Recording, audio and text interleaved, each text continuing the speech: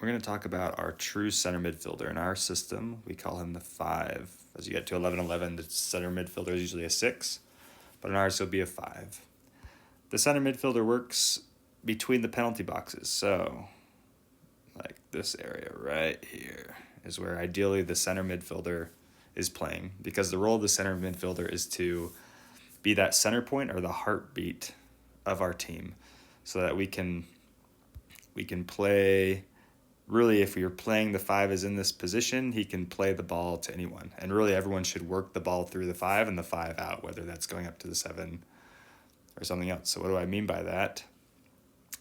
Is that if the 7 and 5, we'll just do our classic build out here. And we have our 2 and our 3 and our 1. When the ball comes out, so we want the 1 to play 2 and 3 because 5 is usually occupied.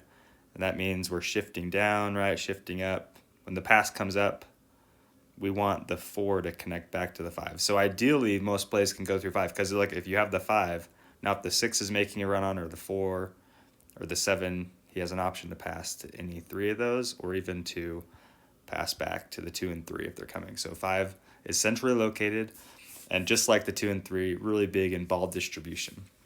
Now there's a few ways we can play the 5.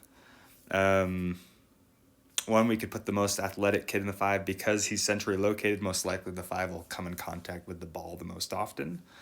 And so having true athleticism there, our most athletic player, our strongest player, allows us to be more competitive centrally in the field, because that's who's going to get the most touches. So we're saying, hey, our best player is going to get the most touches. And if you ask any of your boys, they will tell you they love to play the 5 position because they're the most involved.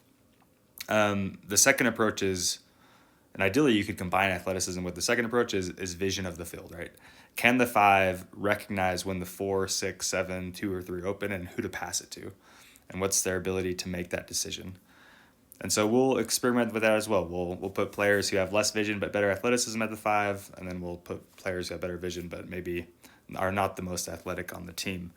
But again, no matter who plays the 5, having strong passes is paramount, and recognizing who to pass to, whether that's the 7, the 4, and 6. And I always say them, you can do a back play because that might actually be the best, but we're always trying to advance the ball down the field. So the 5, out of every other position on the field, also needs to recognize where does the ball need to go, who has the most success of advancing the ball, or maybe even getting a shot on goal. And that doesn't also mean playing between the penalty boxes. The 5 can't go down and score. Those opportunities will come. But again, the 5 wants to always ask themselves, how can I get everyone else involved in my team? And how can I improve them?